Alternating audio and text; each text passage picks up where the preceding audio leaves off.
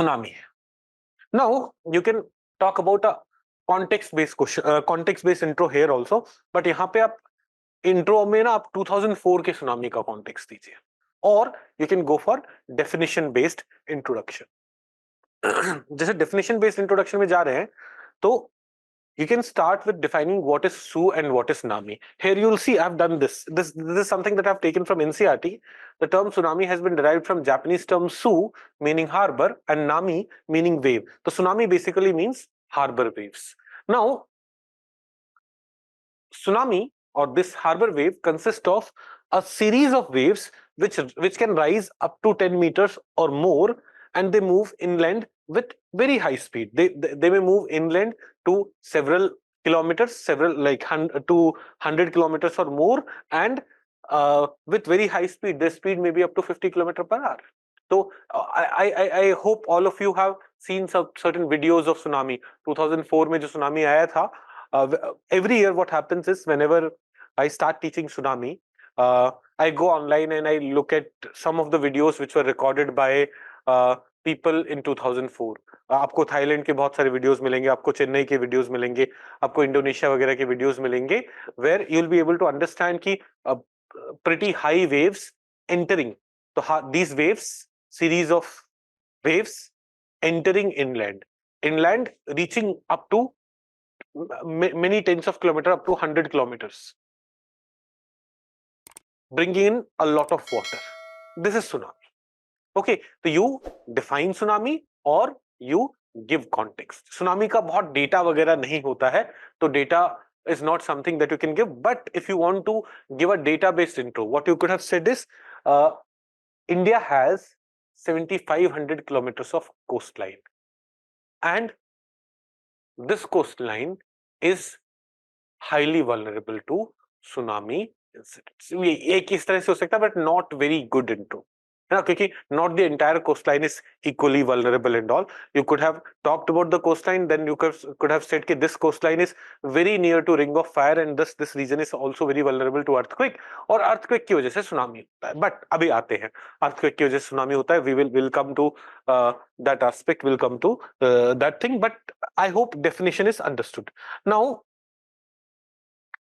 in December 2004 में शायद मैं स्कूल में था, क्लास 9 में था शायद मैं, और घर पे when this tragedy occurred, none of us, ना मेरे पेरेंट्स को सुनामी के बारे में पता था, मुझे तो टर्म सुनामी ही हमने पहली बार सुना था.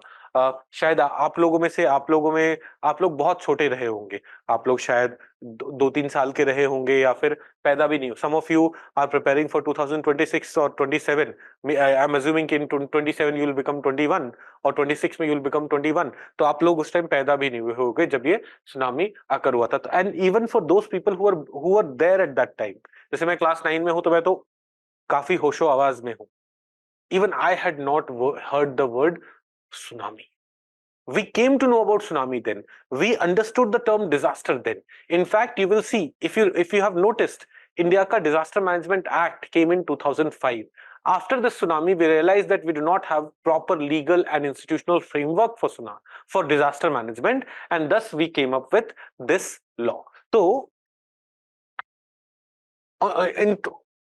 on 26 December 2004, we had the tsunami. We can refer it as 26 December 2004 tsunami or Great Sumatran Andaman Earthquake, Asian tsunami, or Boxing Day tsunami. This tsunami, if I take you to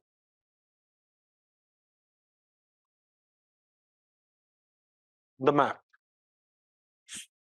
I want to show you the place where the earthquake occurred.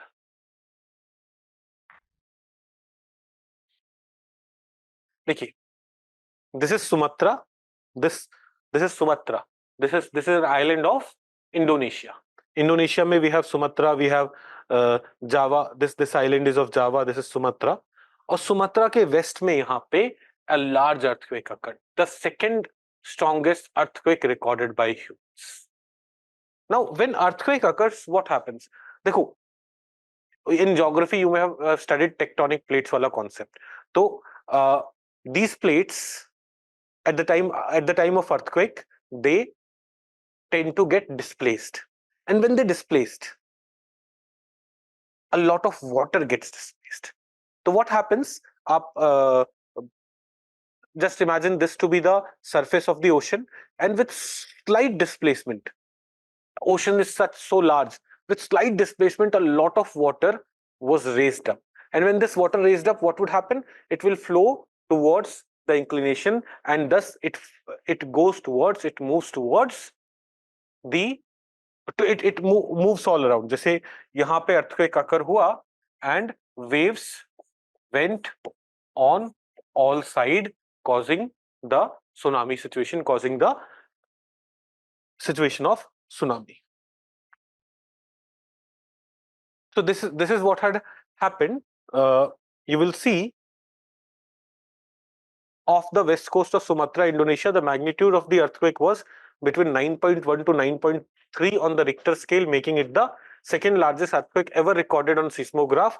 This triggered devastating tsunami along the coast of most of the countries bordering the Indian Ocean and killed 2,25,000 people. 14 countries, more than 2 lakh people were eventually killed. So what are the causes of tsunami? एक तो earthquake है. You can understand कि earthquake may lead to displacement of a lot of water, and that water will thus flow in all the direction. This will be the most important cause of the devastating, disastrous tsunami. But there can be other factors also. Volcanic eruption. Please understand, there is volcanoes which are in the ocean, and when they erupt, when large volcano erupts, this will lead to what? The release of a lot of mass, and this mass will also be replacing water.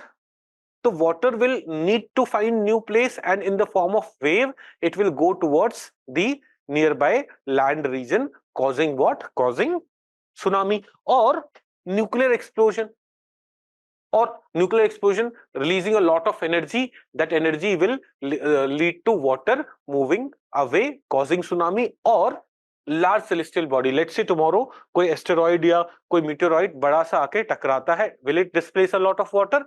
Yes, it will displace a lot of water, and that may also lead to tsunami kind of situation. So earthquake as a cause of tsunami, we all understand. This is also something that we should be able to think of, we should be able to talk about. Now,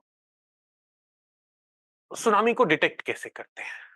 There are different methods of detecting tsunami. One is coastal tidal gauges. Now, let us understand this.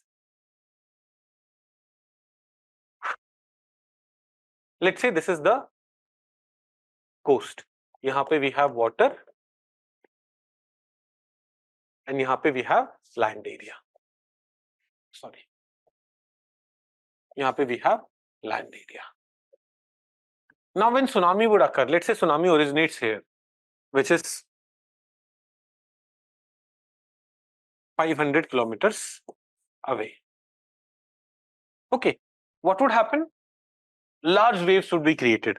So if we have some devices in the coastal area which measures the height of waves, this is one way in which tsunami could be detected. So this is done through coastal tidal gauges.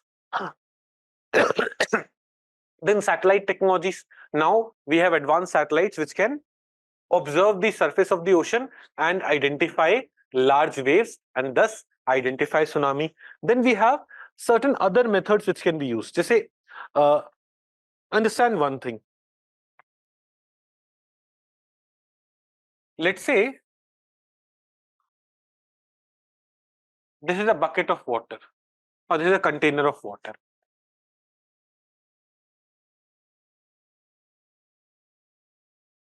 So this is a container of water. At this point, what is the pressure? Pressure is the atmospheric pressure, जो atmosphere लगा रहा है, right? But if you'll go here, pressure will increase because of the water. There is some extra water which is being held. That water is applying force, and force upon area करके आप pressure निकाल सकते हो. तो here pressure will be atmospheric pressure plus pressure due to this water level.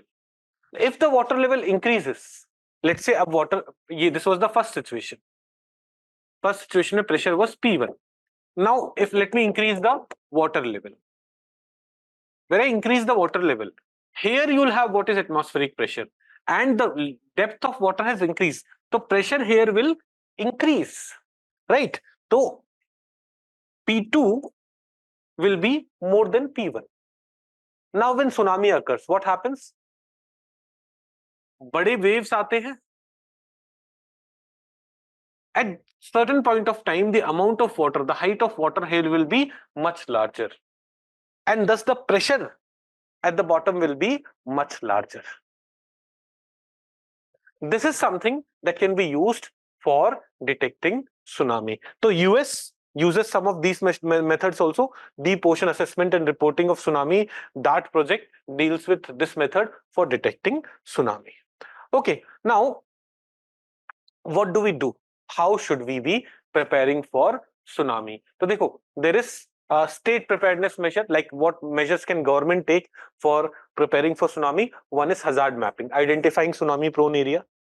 Two, risk reduction steps. We have spoken, we also follow this order. And now risk reduction efforts में what will you do? One is, देखो, you cannot do this कि you cannot prevent earthquake from occurring. Humans have still not become that advanced that they will prevent earthquake from occurring.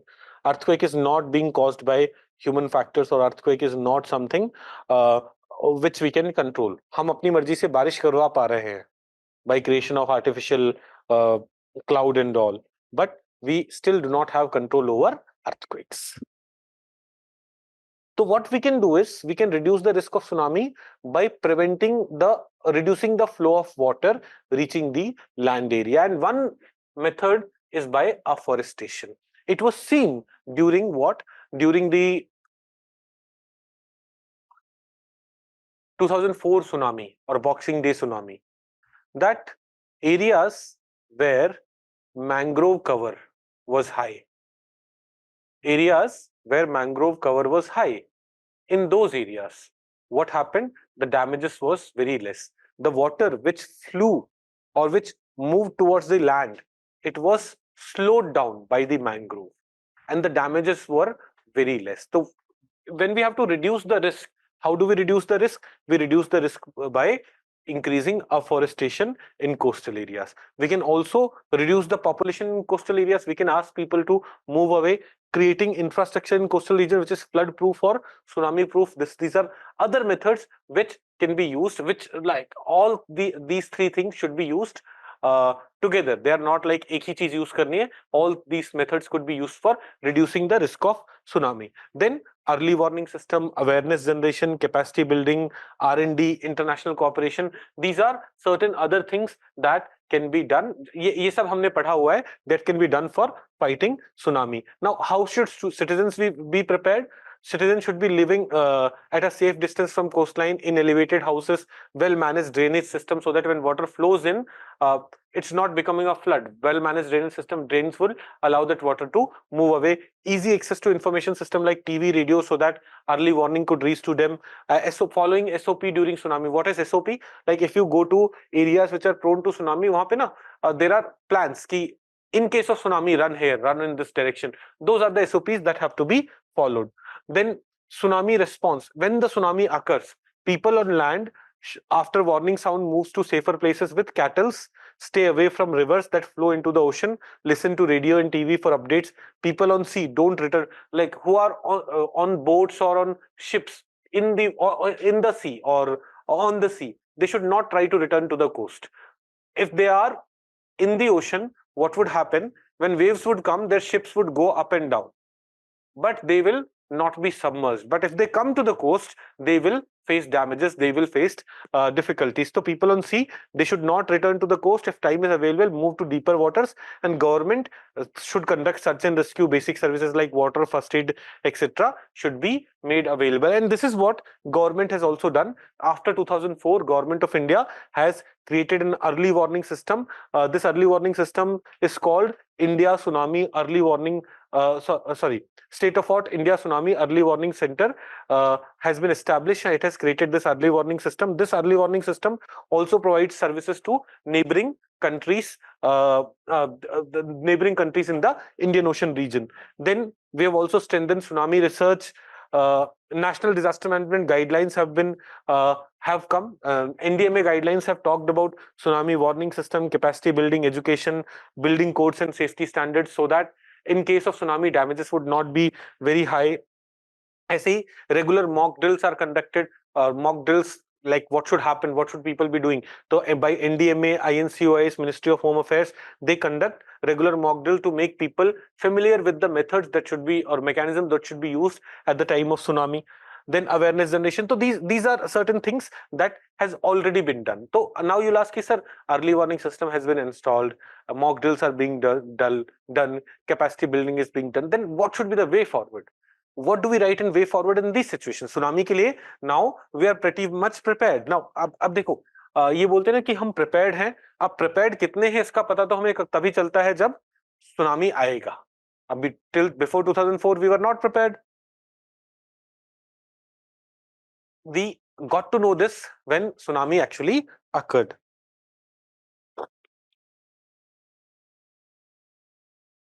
We got to know this when tsunami actually occurred. So abhi government says that it is well prepared. We'll get to know that when tsunami actually occurs. Hopefully it doesn't, but we should be prepared in case something like that happens. So in this scenario, what should be the way forward? Way forward means we'll talk about strengthening those things. They say early warning system has been installed, agreed. But early warning system can further be improved with the help of new technologies like artificial intelligence, machine learning, which can be making better predictions on when the waves would be reaching a particular place, what are the chances of particular area being vulnerable, not being vulnerable, etc. Then international collaboration needs to improve in real time monitoring. Institutions like BIMSTEC, like tomorrow we are going to study about BIMSTEC. अभी recently BIMSTEC के foreign ministers की meet हुई थी, तो BIMSTEC का significance हुआ और BIMSTEC का importance for south Asia and all, will be studying it tomorrow. But these kind of institutions can play an important role in enhancing international cooperation and disaster management in the Indian Ocean region. Then regular training and capacity building through workshops, land use planning is something that we need to focus upon. Government has launched various initiatives to increase the mangrove cover, but still in coastal areas we see a lot of damages, and those damages are because of poor land use planning. And then removing the limitations of India's disaster management institutional framework. We have studied institutional framework. We see that in institutional framework there's a lot of conflict, there's lack of clarity on the severity level of the disaster. There is mitigation के लिए funds have not been created, efforts have not been taken, so we also need to work upon those things. So यहाँ पे भी we have enough points to write in our way forward, to write in way forward of our answers here.